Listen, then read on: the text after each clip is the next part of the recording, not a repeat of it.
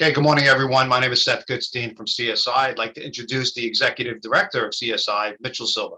Mitchell? Thanks so much, Seth. Good to see all of you here this morning as we continue our weekly journey here on Consultants Corner. Today, we're going to be continuing the discussion about access control that we started last week, and Dove is going to lead us as we begin that process. So over to you, Dove. Thank you. Thank you, Mitch, and thank you, Seth. Good morning, everybody.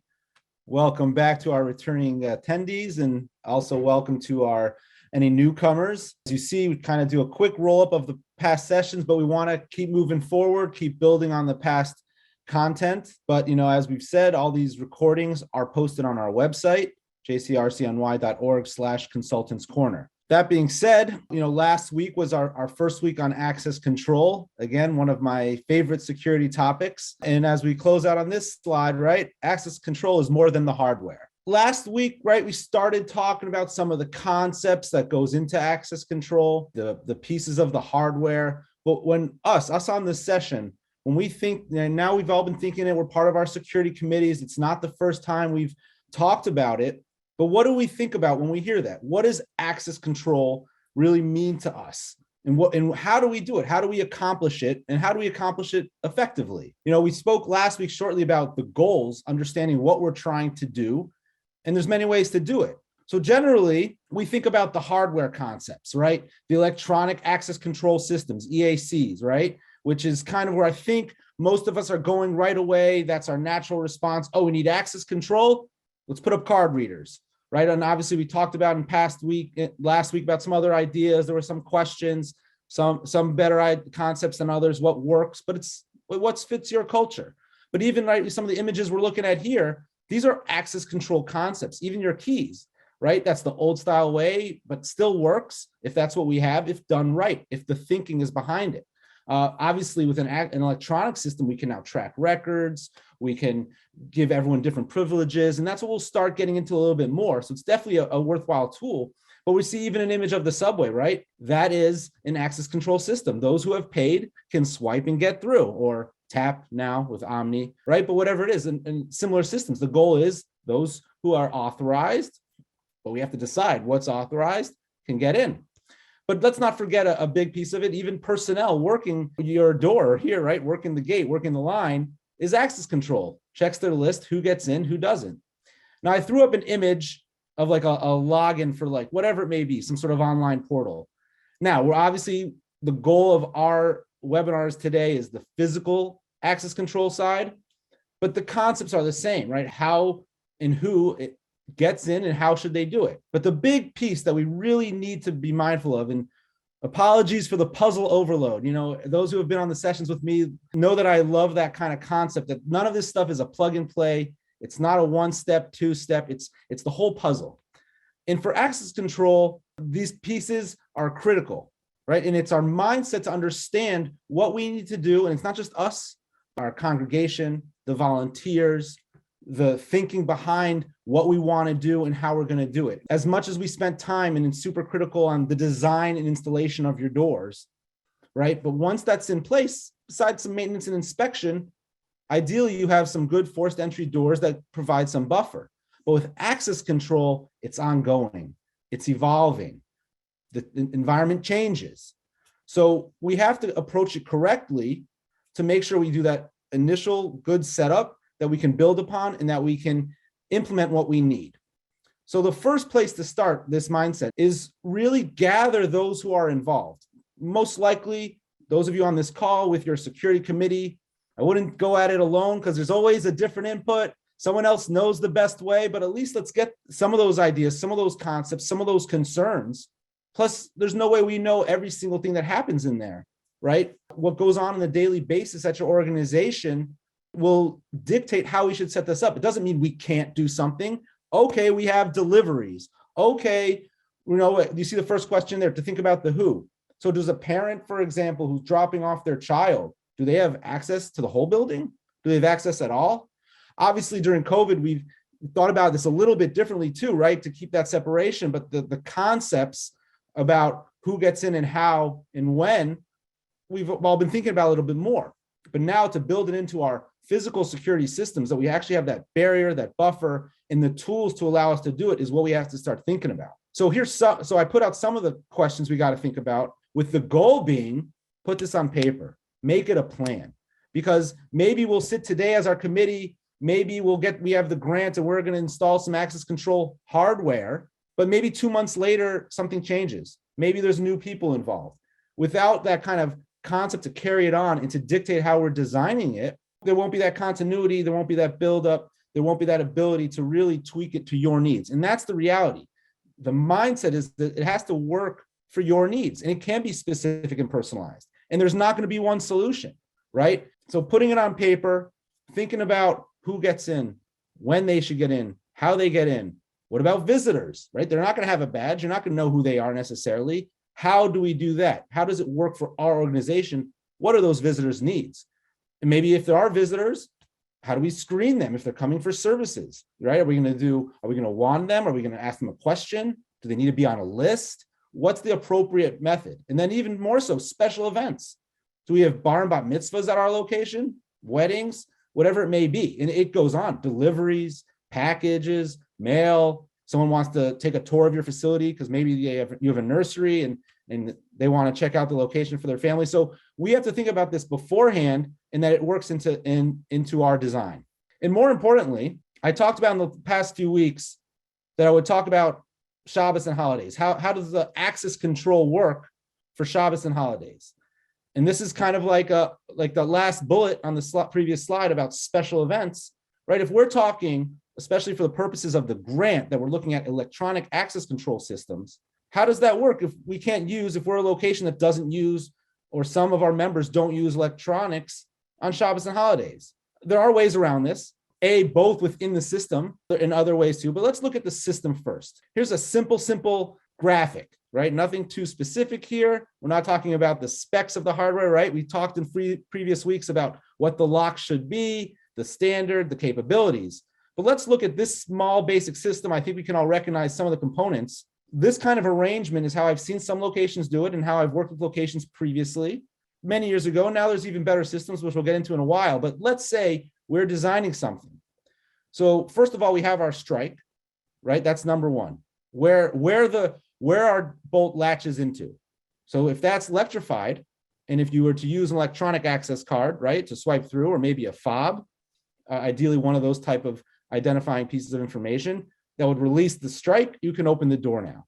But obviously, if it's electrified, and as you can see in this diagram, the electricity is on the wall side. It's not even in the door. But if you aren't using electronics, you're not going to be able to swipe through. One method that we see now, unfortunately, sometimes maybe in too many applications, but let's talk about this specific time, right? If we're trying to minimize the amount of time that our doors are open, and if we can't use electronics on Shabbos, doesn't mean we ignore the whole concept. We pick a couple hour window that we can turn off that electrification. And in this point, we can use like a cipher punch code. We see number 2. Now, it seems very basic. A lot of places use this. Last week, we talked about kind of the drawbacks about a punch code, using it as your only system, right? That code can get easily shared. It's often able to be even you can tell by looking at the buttons, what's the most common numbers used. It's really not your ideal primary arrangement, but in this type of situation where we're trying to cut down that window of our door being wide open, that this punch code can override now the electrified system. Now, to ensure redundancy, if you don't, ideally you turn off the punch code. There's ways you can deactivate it for a time being, whether a manual latch or whatnot, because we're talking about a manual cipher punch code. But ideally, we have the number 3 as well. Number 3 here is some sort of magnetic locking system. We don't usually advise these as your primary locking system because they're forced against their ability to resist force and pull is not to the standards we usually like for our exterior door applications. But as a redundancy to ensure that no one can punch code through when they shouldn't, this lock will only release if either you've turned it off, right, for Shabbos, for holidays, or when you swipe through during the week, right? So if you swipe through, both 1 and 3 during the week will unlock, and ensure that if for some reason the manual punch code number 2 is not turned off during the week, is not switched off, you still can't get through because the 3 locks, right? So you have this redundancy. I've seen these systems installed like this. I hope that was a clear enough explanation, but it's about that redundancy with these two electrified systems that if somehow someone did get the code to your number 2 cipher lock in this image, they can't just bypass your latch. But we did speak earlier on these sessions about nowadays, the system we just looked at, people have been doing that for maybe 10, 15 years. But nowadays, fortunately, there's vendors who care about our concerns and have designed specific products for us. Here's one example. We had David Klein from Securitech a few weeks ago to demo this live for us. And it does pretty much the same concept that when you cannot use the electrified system, the manual code will now override it. You have to switch it. There is some operational capacity, right? You have to turn it on and off, maybe set it up on timers so that this can do what you need. And their locks by Securitech are built to code that we recommend. So it's not just the electronic access control system. So a lot of times when locations say, well, we can't do that system on Shabbos, on Sabbath, we don't have that capacity. It's not your only approach. If the goal is, right, what's the goal?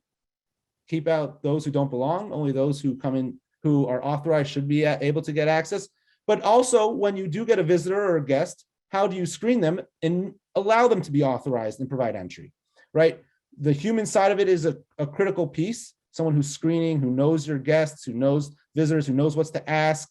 But there's other pieces you can include as well, right? Did they sign up beforehand for services, right? Is there a list? Maybe for high holidays, right? The old ticket system we're all familiar with that kind of verifies. Maybe they bought it online, they already shared information, and now they're proving it to you in a manual method or your security officer. Maybe you're not going to use a visitor pass per se on holidays or for during services, but an important tool for your visitor management. But maybe anyone who visits has to be escorted. Maybe they have to say, well, I'm Dove, I'm coming to services, and I know Ilya. Ilya's your member, and Ilya needs to be called over. Oh, yep, I know him. He registered through me, and he's my guest. And now I'm passing on that responsibility to Ilya like I do almost every week on these webinars. In addition, there are programs out there, our partners at Community Security Service, which a supplemental tool to all these things we're talking about that can train your membership, your people who pray in your congregation to be volunteers. So they know what looks right. They know who's part of your congregation. They can ask those questions and then ideally respond and react before someone has already entered the building, right? That's the whole goal. Keep them out before they open that front door, which we talked about a few weeks ago, right? How to harden it. What's the point of hardening that door if we're not keeping people out in the first place, right? If it's wide open and unlatched. That being said, it's all easier said than done. Ideally, we want to be a warm and welcoming institution. Ideally, we want those visitors to come and pray. And in reality, there's going to be people who are going to show up who look right. We don't know them, but there's also could be potentially right why we're all here. There's the guests and people that we are concerned about, or there could be a threat external to us that we need to react to. So whatever we do, the electronic systems, volunteers, checklists, keeping them out in the first place. But if for some reason in the reality of many of our organizations, we can't keep those doors in that locked position at all times, again, the ideal, I'm not recommending otherwise, but let's ensure we also at least have that manual way, whether an electronic button remotely, or you can go to the door and latch it. If there is a threat, if there is a concern, that we can go and lock that door, secure it, and therefore, even if we can't have it standing in the locked position, you're able to put it in that locked position if that threat were to present itself, if we have some sort of concern. That way we're not just saying, well, what do we do now? The doors are wide open. We turned off the electronic system. Let's make sure we have that ability. And anyone who has received a CSI assessment from one of your regional security managers, and when we talk about the front doors and hardening them, we always include, make sure you have that ability to lock down, whether remotely, whether manually. It's a critical piece. And even if we can't figure out how to close that door at all times, at least now you have the ability to close it at least when needed. But ideally, we're taking the concepts from these access control sessions to put into place. So we've mentioned the mindset, and we've mentioned that there's a lot of thinking, more than even some of the other categories, right? Our puzzle that goes into access control. This is not a specific, what we're looking at here is not a specific loop on access control itself, but the concept here is that we really need to think about it, and we're continuously planning, we're continuously training, we're continuously making testing and making sure our systems are working to do what we need to do. And most likely, I don't know many access control systems that were installed and was perfect off the bat. all of a sudden you realize, well, you know what? That door doesn't work to be locked all the time. It's needed for such and such. We need to figure out a way that it can work with our needs. And that's realistic and that's fair. Don't assume that it's going to be installed and when we're ready to go, you might have to adapt. Stay and make sure you have a good vendor you trust. Make sure it's someone who wants to work with you and come up with that good solution. But even training is a huge piece of it, right? We've now talked about hardened doors, and now we've talked about keeping them locked at all times and how authorized people get in and how we screen guests and visitors. But if the person, now and we have a good visitor management system, someone rings a bell and they see you. But if we haven't trained the people on the other side of that, how do you screen them? Again, it's all for naught. If it's just, oh, I'm too busy, I'm on the phone and release the door, we're just past our great hardened secure doors that we've been working on the last few weeks, months, years, whatever it may be. So a lot of hands in this. There's a lot of people we need to have buy-in so that we're on the same page and to understand that there will be improvements needed, adjustments, and the cycle continues. So now we've thought about the pieces. We've thought about the goals. We've thought about how we're going to make it work right for our needs and what our needs are, right? I think I mentioned last week, I've worked with some locations that inherently have a challenge because they have some sort of anonymous program, an Alcoholics Anonymous, whatever it may be, right? How do you use an electronic access card for the purposes that they're anonymous, right? So everyone has their challenges. We're a congregation and a nursery and an after-school program. We're a JCC that has pool and a gym and tons of membership across the board, right? It can be done. We just got to sit back and think about it. And this, from here, we can start thinking if an electronic access control system is right for us, it can do our needs, then we start looking into the hardware, the specs, and the capabilities of our system, right? And let's not forget, there's always going to be that administrative side. Like we said, it's not plug and play. That first image we see there, and Ilya will be digging into it a little bit further, is there's this administrative side of the privileges, the new member, how you give them information, how you put it into the system so they can have the appropriate access, and then the actual installation that has a lot of stuff behind the walls, the wiring, the hardware, the brains, the servers to control it correctly. So I'll leave it on this. Ensure an easy and simple system. If it's complex to use, if it's complex to administer, if it becomes more inconvenient, people often start to bypass it. They find their ways around it. In worst case, maybe turn it off. So if it doesn't work exactly how you need it, let's just keep thinking. Get back to that circle, get back to that cycle to think about what will work for you. So with this slide, I'm going to turn it over to Ilya, talking about more on the technical and electronic components for your system. So thank you. Thanks very much, Dov. Excellent transition. Hello, everyone. And thank you very much for, again, coming back for many of you. And for those who are joining us for the first time, welcome. Thank you so much for having found us and having joined this conversation, this discussion. Dov ended on a very interesting slide that you just saw before, right? And I want to pick up from there and just ask you a question. What do you see on this slide? What does this look like to you? I will talk a little bit about technology and kind of, again, picking up from where Dov left off. And what you're seeing in front of you may be puzzling at some point, or maybe you're not entirely sure what it is, but therein lies the issue of implementing technology, particularly access control technology. Would this, and again, this is something you should ask yourself, does this look easy? Right? This is the access control interface. Now, if you look at this, you'll say, wait, what are those little lines? Are those sentences? What am I seeing here? Why are some of them green and red? Why is it such a small font? And it is small, I assure you, when you see it on your own screen, even if you blow it up and even if you're using a large screen display, it still comes off very small, right? What are these video images that are aligned in the right-hand column? What are all those field interface that's behind the main photo? What are all those lines of text I have to fill in? Would that be easy to use? And so having observed both procurement and implementation of access control systems, I can tell you there's one fundamental flaw with every single one of them. Right, is that manufacturers, because they're engineers and they already have worked on the system for years, so to them, it's like a walk in the park. right? I know where to click. I know what to press. I know where to go. I know how to manipulate everything. Of course, because you're an engineer who built it, right? Very little thinking has gone in to deliver an experience that would be easy for a person who's never used it. Okay, isn't that the story of our lives? We're all carrying a mobile phone and things like that, and you receive it. It's like you plugging away at this and trying to learn it. And regardless of where we are, what our backgrounds are, some of these things are just never easy. Access control can be one of them. And so interfaces today and the technology that's delivered to us in many cases is unfortunately, a little bit cumbersome to deal with. And so to Dov's point, the reason why we belabor this, and we will continue to share this with you, is that be careful what you wish for, okay? If you think about access control as those readers and cards, right, that are easy, because basically you just use a card, you present it to the reader, or you use your mobile phone or whatever fob that is, right? That's an easy interaction from a user to a device that's supposed to help you gain access to a building.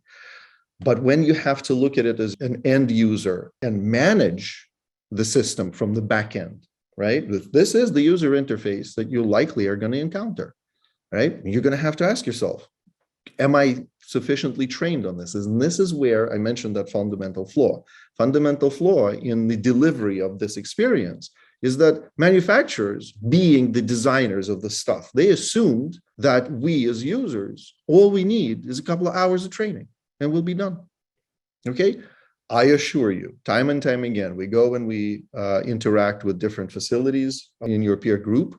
We find time and time again that people don't know what it is that they bought from the back-end administration. They see the readers, they see the cards, but this thing, if I ask you today, if you were using access control, go and tell me how to manipulate all the features in that software.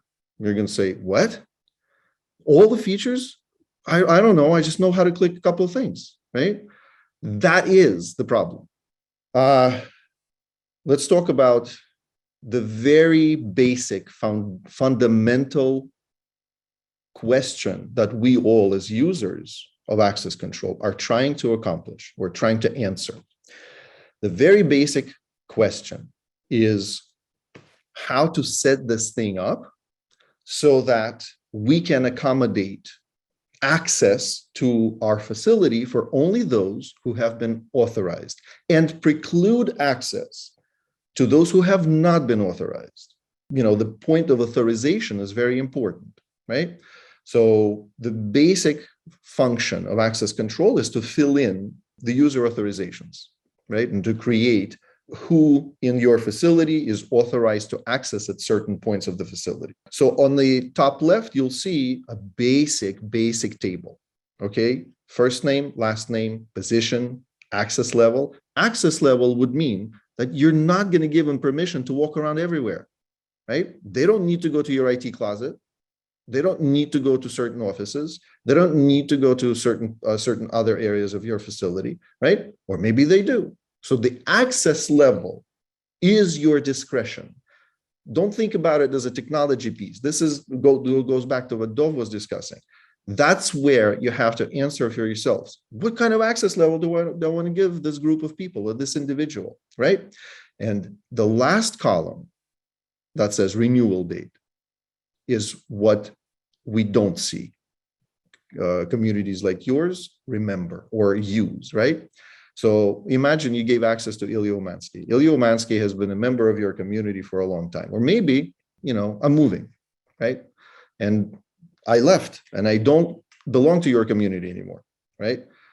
But my card will still be active because you didn't remove me or it didn't get canceled by itself, right? So a lot of communities that install electronic access control systems forget when they issue credential, if they didn't manage it properly, it will be valid forever.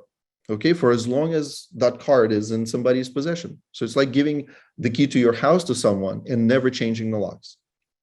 Okay, and they'll always have that key. I'll give you a little secret. I graduated from John Jay College of Criminal Justice many moons ago. That's evident by the gray hair on my head. Okay, my card to access John Jay College of Criminal Justice still works to this day. Okay, I'm sure they don't want me because I don't have any privileges at the school other than being its alumni. Okay, you got to think about those details. And this is the most basic, trivial stuff that you have to think about, right? So why did I include a photo of the floor plan with the color overlays in the lower left corner of the slide? Those are the questions you should be asking yourselves, right? Do we give universal access to everyone to everything?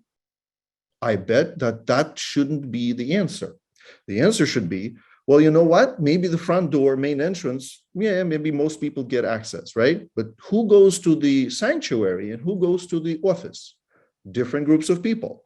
Who should be able to access our facility by using secondary entrance doors or any other? If you have multi-story build, like Dov said, you might have a nursery, you might have day programs for adults, you might have a senior center, whatever that may be, right? When you're implementing access control, you're dealing with different groups of people, right?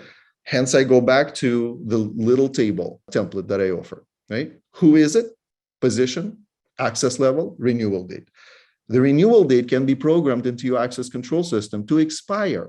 So the person with the card or with whatever access control device, of which you see 3 examples on the right, would stop using those privileges until they go back and renew them. Okay, so the typical credentials, access control credentials, are shown here on the slide on the right-hand side. Okay, you'll see an access card. Okay, this is very, very common. A lot of people carry those. In New York, we carry our subway access cards, right? Like Dov said, he showed you subway turnstiles, right? That's, again, a form of access control. And so we all carry some sort of a card. Our driver's license is now an access control solution too, because they get plugged in into more and more systems on the back end, right? Then the little blue chip, if you will, right? That's the key fob or a fob. An access control chip is inside, and it also communicates through an RF signal with an access control reader. Okay, it could be as small as that. I've seen where the same typical tag is adhered or attached to the back of an access control card. And that way you have 2 different types of access control, 2 different environments. So all sorts of form factors are possible. Okay. And of course, I mentioned to you that modern access control systems also receive signal from your mobile phone, where you can distribute credentials without having to buy extra card stock or carrying extra plastic additional devices and tools, right? So all that access control credential and permissions are updated momentarily on somebody's mobile device. And it's obviously much easier to grant access to the mobile device, even if a person doesn't have anything, and you literally just send them something that can help open the door, or in the same way you can take that away. So much like what Dov was saying, to reduce access control technology to its most basic fundamental requirement, we got to ask some questions. We got to think about some things, right? This is the list of things that you should be thinking about. The who, what, where, when, how, and why should be part of your communication, right? Much the same way as I kind of explained it to you already, that the photo that you see with you with color overlays around the facility gives you that perspective, right? Not everybody should have access everywhere. Why does this person get access there, but another person gets access somewhere else? Those are the questions you should be asking. Another very big item for many is time periods, right? Dov mentioned Shabbos, right?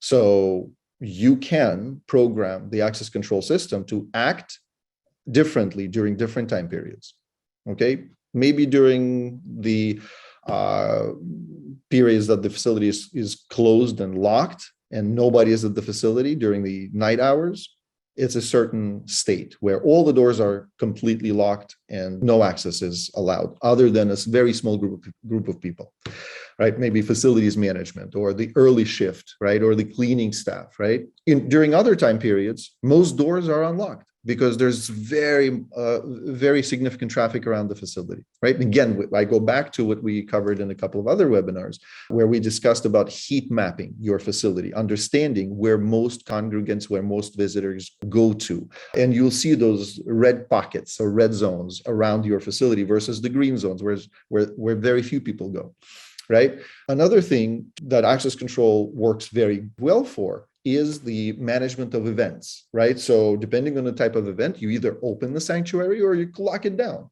You either open the office or you lock it down. And all of those zones can be managed independently. The good thing about it is that all of that programming is done up front, and all you need to do later on is just to maintain it, make sure that you can make changes to it as you see fit. Remote control is what we discussed before, very important because we continue to believe that the more distance your community has from the potential attacker, the better off your chances are of being in a slightly more protected space or making your way, giving yourself a little bit extra time to make way to a protected space. Distance is a very significant factor in preventing further damage and injury. Change of state for these systems. So again, when we talk about threat actors, change of state, especially immediate change of state, is something you should be thinking about. How do you lock down the entire facility? How do you change from where everybody can go everywhere within seconds to being completely locked, particularly around the perimeter, right? You can do that, but you need to know how it's done, and you need to tell the contractors what kind of changes of state you want, okay? You can have perfectly normal operational changes of state. For example, the nursery only operates during these hours. During other hours, we don't need it open, okay? Or the parents drop off kids during this time, so we will open the door, the main door for them, but during other times, no, sorry, can't come in. Change of operations with access control is also easier, because if you add different functions to your facility or you remove different functions, so can access control be programmed to accommodate those changes of operations, okay? Much of it is done through that clunky interface I showed you, okay? So be ready to evaluate these systems based on the ease of use of that clunky interface, not by how sexy the reader looks or how sexy the card is. The access control system obviously works very well if it's properly installed and maintained during incidents. Whatever that incident might be, imagine where a security officer, being your front line of defense, or a volunteer who's trained, can press a single button and change the way access control works around your facility immediately when they encounter what could be a potential threat, okay? Imagine having that capability, right? So again, access control systems provide that if they're properly installed, designed, and implemented, right? And very importantly, again, I'm going down the list of things that you should be thinking about. Authorized user training. Dov brought that up in his cycle of what to think about in terms of access control. If you're not trained well on these systems, if you feel you haven't received sufficient training, if you're still searching around on this interface, or you don't understand how a field device such as a reader is connected to the backend, right? That will be a gap of knowledge, right? You want to have as few of those gaps as possible, particularly about ways in which you can program the system, in which you could set it up and then maintain and change its setup as time goes by. I'll take a pause here. I just want you to all very carefully, very, very carefully look at this photo. Now, I'm not going to ask for a show of hands, but I suspect, I'm going to take a wild guess here, several of the facilities whom you represent have this stuff in the security closet or the IT closet. Okay, now we can all sit here and smile about it, but when JCRC RSMs arrive at your facility, right, this is one of the key attributes about your security they look at. It's not the reader, it's not the card. It's not when you say, oh, I have security officers standing by my door. I can tell by simply going to your security room how well your security program is run. If I see this photo, I know there's lack of security mindset.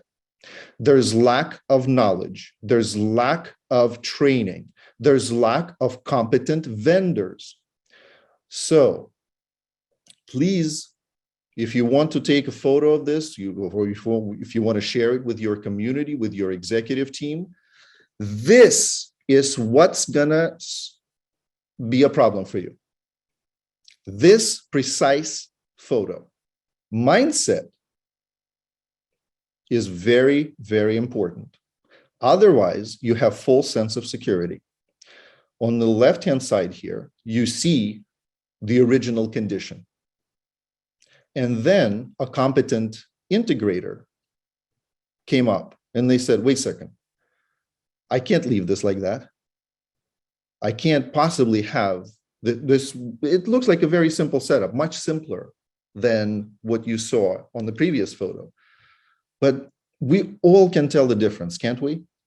We can all look at photos on the left and right to see what the difference is. When you evaluate integrators, ask them for proof of clean installation. Ask them how well they install these things and look, what do they look like? Another thing that we do very often, Dov does it, I do it, and the rest of the RSMs do it. We arrive at a facility, right? I go to your either security room, and I sometimes don't even have to. I can go to your reception desk. And if I run my finger across your keyboard, and when I run my finger across your keyboard, I have a layer of dust on it, right?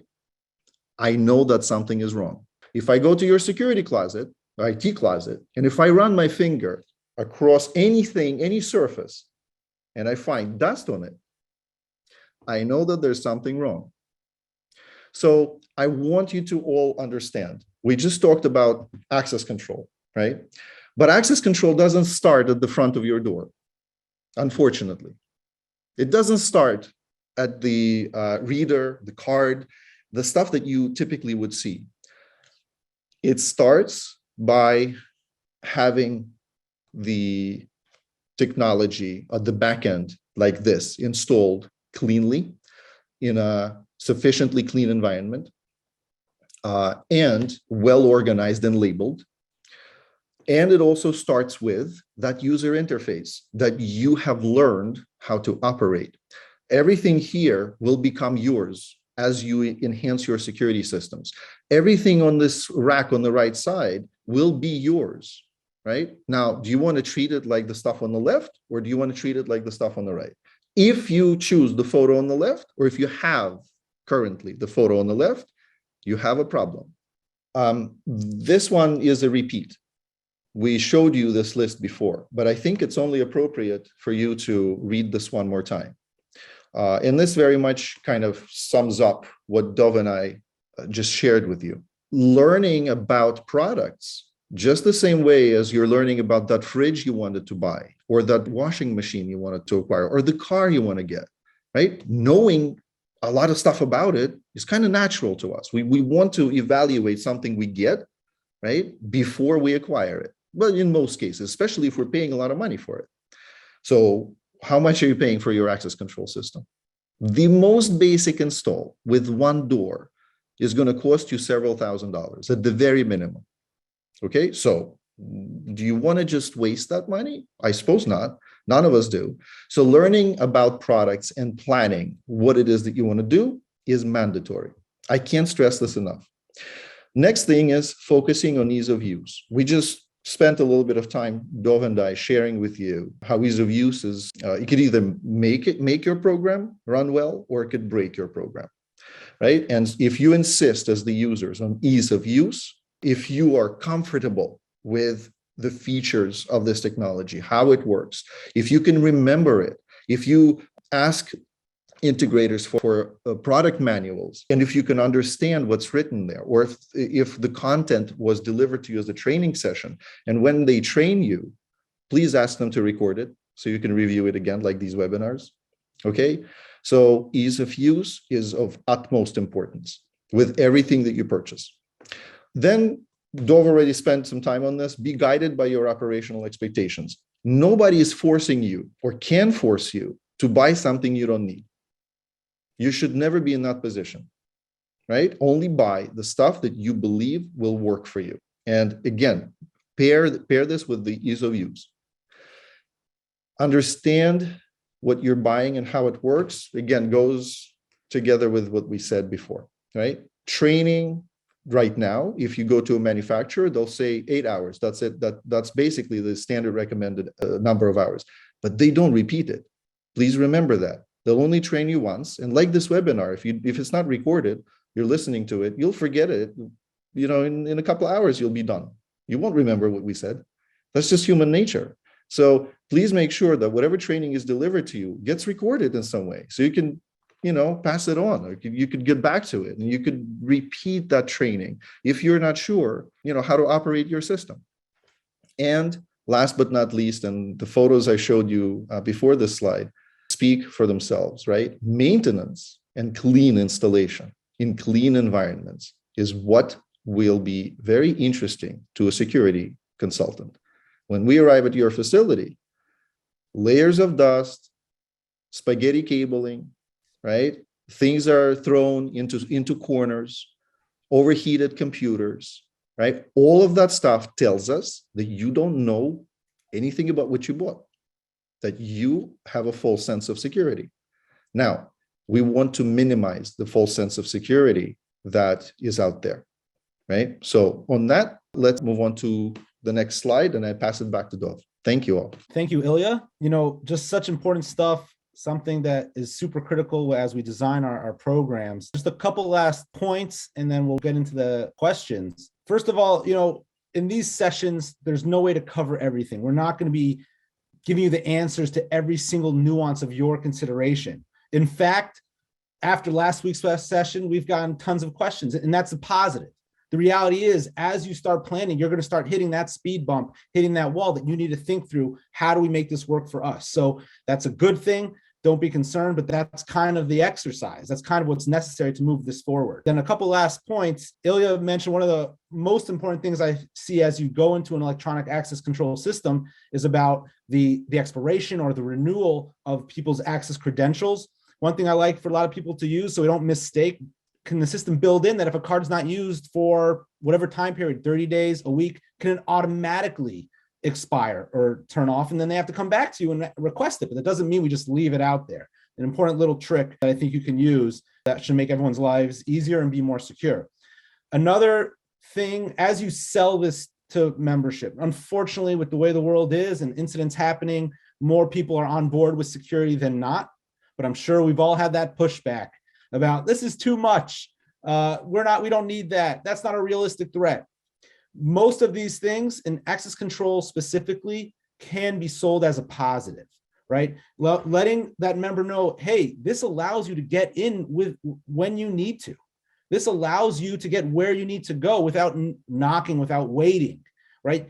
There's other tricks too, but think about that. Think about selling it as a positive to make it work for them, that they're not looking at this as a hassle, as an inconvenience, right? So kind of think about that kind of sales point. And there's more too. And as you start thinking about it, how that benefits everyone, you can build it in, but think about that from the front end. And last point, Ilya closed off here with getting training and maintained to come full circle, right? We talked about our RFP packages. Maybe that's a criteria you build in when you get your access control bids. Will they come back periodically? What's the training they provide? Will they keep an eye on things? Will they help you tweak and build it to your needs as things change? That's important things and very fair criteria. So on that note, next week, we mentioned this previously, next week, March 8th, we have a couple representatives, ownership, I believe, of CBR Architectural Hardware. They are a door and locking architectural consultancy. Our organizations come to us, the RSMs and us with questions. We go to these guys with questions. You guys are hearing from the best. Obviously, the link will be sent out and we hope to see you there. Obviously we're stepping a little back, but the reality is all these components of security fit together like a puzzle. I'm sorry. Sometimes it might not be in the consistent order we're doing, but obviously access control and doors linked together. Following that, we're trying to bring a couple other specialists to speak potentially on the 3M film again. And then we have to be recognized that the next round of nonprofit security grant program grants and SGP are coming out. So we might have a couple takeovers by the CSI team to speak to that for those of you who are applying again, and to those of you who might be a first-time applier for that applicant for that grant. Keep an eye on the emails coming out. And then we'll turn to FAQs. We have Lerone Philliby, our regional security manager for Long Island, who will be taking care of the questions for us today. We just like to hear feedback, like we've always said. We appreciate hearing from you, what you have done, what has worked. Ilya and I love interaction, but unfortunately in this type of format, we don't always get that. So this is somewhere where we kind of close the gap. All right, so we have the first question is regarding comparing phones and fobs. How do you compare Bluetooth technology to NFC, which is actually for using phones or fobs? So fobs include a fairly dated technology, even though there might be what would be called a smart chip, right? Most smart chips, I'm sorry to tell you, have been hacked. Okay, so unfortunately, there are many workarounds by people who know a little bit about their tech to actually clone that fob if they get possession of it, or clone the access credentials. Phones certainly present a slightly higher level of security and also a slightly more flexible level, because you don't have to have that extra key sitting in your purse or in your wallet or somewhere attached to your belt. And so a phone replaces that, and the credentials used on phones can be easily given and taken away on a moment's notice if the users are properly trained. I actually spoke with a facility that were trying to learn more about Bluetooth and NFC technologies being used for access control. And so it's widely available, at least in the New York market. A lot of manufacturers can share with you how that works. In fact, there are companies that are built around access control solutions using phones specifically. They just don't sell many credentials of any other form factor. It's going to come down to the types of groups you serve. Here's where it gets interesting. Not every user is familiar with how to use the phone to a degree where they can open an app, click on a button, then get the credential and present it to the reader, right? It might be challenging for some group. I can think of at least two where it would be a challenge. There could be people with disabilities that may not be able to use the phone to that degree, right? Small children. So you would have to really take a look at that set of questions as to like, what are you trying to accomplish? So having said that, I would say, like what I've been saying all along, is that you could use proven technologies that don't require the sophisticated Bluetooth or NFC on a mobile device and still achieve your need. You just need to be careful to work with and ask more questions of manufacturers so that they could teach you a little bit more about what's available and what can work for you. And do ask questions about whether a certain credential technology has been hacked. Please include that in your questions to manufacturers so that they can give you an assurance that what they're trying to demonstrate to you and that afterwards what the vendors and integrators are going to be selling you has not been compromised. Okay, if you want a little bit more information about that, obviously reach out to the RSMs, to the team at JCRC, because they have access to a fairly good channel for that information. It's not publicly available. In any case, I hope that answers your question. The second question is, do you recommend we have a technical infrastructure architecture control system? Do you recommend if we have this kind of architecture? I think it's kind of a layout, and I'm sure it's recommended. I mean, if you can have something like that to hang in your facility next to the... I think it's maybe that how deep the design of our access control system should be. Should we bring in a separate consultant to design this? To what degree should the consultant be designing the actual specs and layout? The degree could vary. The most trivial step you can undertake is to engage with the manufacturer. So I can't stress this enough. Manufacturers already understand how systems need to be installed. Okay, they also don't really have an immediate commercial need to only push their product. I mean, obviously they're interested in sales, don't get me wrong, but they're not the bidders. Okay, so they will give you a fair playing field, even if you choose to settle with their technology. They will have to give you several integrators that will then become potentially your bidders. But when you engage with manufacturers, it really depends on the scale of your facility. It really depends on how much of an access control technology you want to deploy, right? For larger facilities, if you have, let's say, anywhere over 20 doors, right? You want to be a little bit more prudent. And what we suggested, and you can do that pretty much on your own, is if you have good architectural plans that are up to date, right? You can at least start as a team marking them up and figuring out where do you want things, right? You must have done something like that for the NSGP EHP package, right? I would recommend that first you spend a little bit of time doing that. If you feel that you have capital budget, because the grant really won't cover the extent of design services that are available and necessary. And so if you have a little bit of capital budget, you could hire a security design consultancy. Okay, architects generally do not design security systems, and if they tell you they can, be careful. If it's a straight up typical like MEP, like mechanical, electrical, plumbing, engineering firm, they also don't really know how to design security systems. Okay, so they either have to have specially trained engineers on their staff or go to someone else, right? There are, however, specialized security design consultancies that can help you. It's going to cost you, right? Because those hours add up and it's an involved process. It's almost like hiring an architect for an entire project. Yeah, I feel like most of that legwork you can do on your own. And then if you feel like you're getting stuck somewhere, if manufacturers haven't been helpful, if your team is not sure, you can reach out to a consultant if you have a little bit of money to spend. Well said. And I'm going to add to that, a big message Ilya and I have been trying to express here is the simplicity of it, keeping it simple.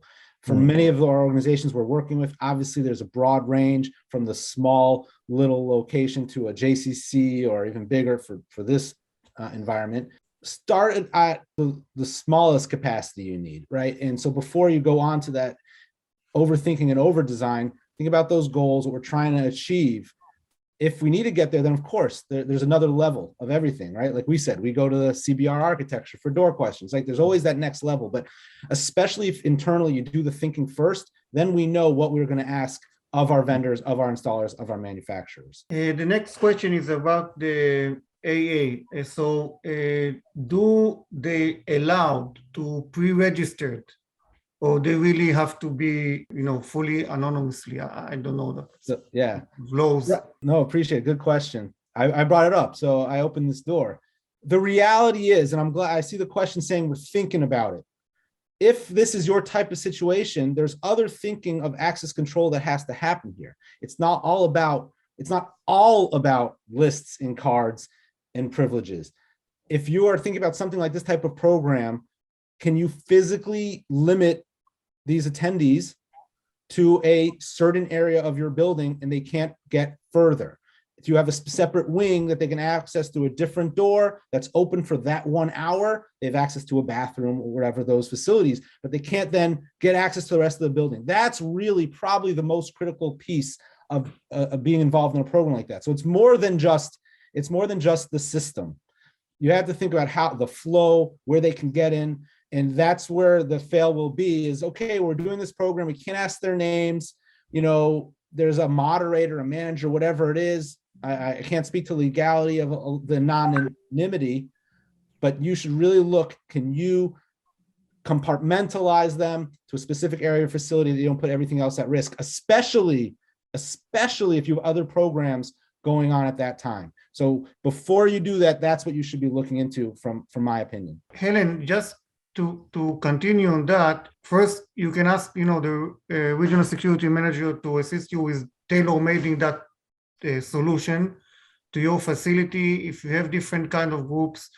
Also, the security measures that you can do, I don't know, maybe we can screen them with magnometer, with a handheld magnometer, and that gives you another security. Think about they need to use the bathroom, right? So it's a whole process of thinking, and we will love to help you with that. Now, the next question, how do you test your access control system?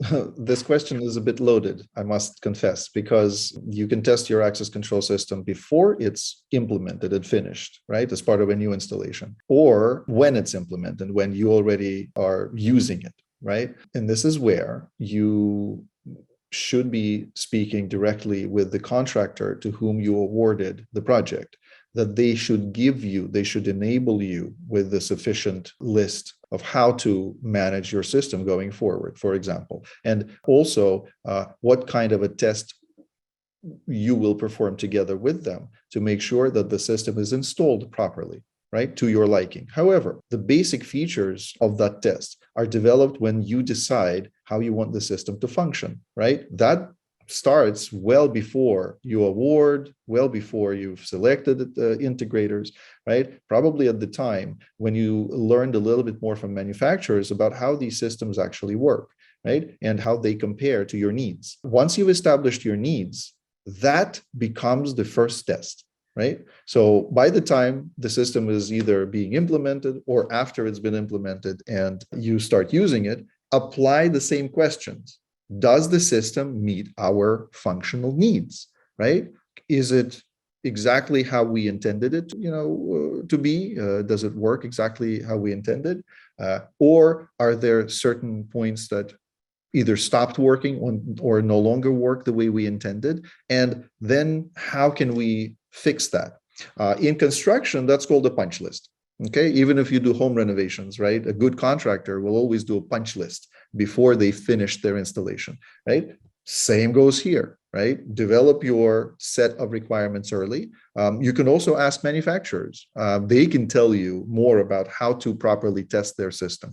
In general, what you want is all cables to be labeled end to end, right? From the field device all the way to the termination point in your closet, right? You want to make sure that that labeling is there. So that's one of the tests before you receive the system as a user. You want to make sure that all devices are properly installed, that there are no gaps, that the workmanship is right, it's clean. Like I told you, a good test of a system would be if the contractor left the room where your head end is installed with a bunch of spaghetti wires. That's not a good installation, so that should be part of the test. And then to make sure that the electronic functionality works exactly as you wanted. You have time zones or different types of spaces in your facility that the access you assigned to that specific space for time, for people, that it works exactly as intended for the time parameters and for the groups that you intended it to work for. And that credentials that are given to people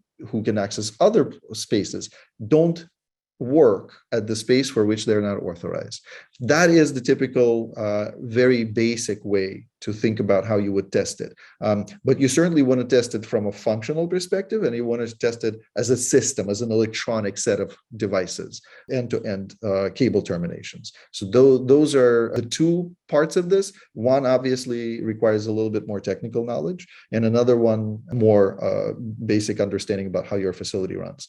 That's about it. But all of that you probably already know the functional side, but the technical side you can learn. This is not, again, it's not rocket science. You can simply ask your integrators and the manufacturers with whom you engage to give you that extra set of steps. I just want to add to that also, when you do the testing, make sure you simulate an emergency situation, okay? The access control, how this acts in case of an active threat, lockdown, lockout, it's something you should incorporate. Should RFP be combined for doors, locks, and access control system? So I'll answer now, but let's also, those who will return on March 8th, let's ask that question once again when Carol Risena joins us from CBR Architectural. She can tell you stories about how that works and how it doesn't. I've said it before, I'll say it again, that in my experience, RFP for electronic access control is generally separate from RFPs for physical doors and physical door hardware. The reason being is that very rarely do these two groups of installers know how to install each other's systems, right? A locksmith may tell you that they know how to install access control, but that will be a stretch.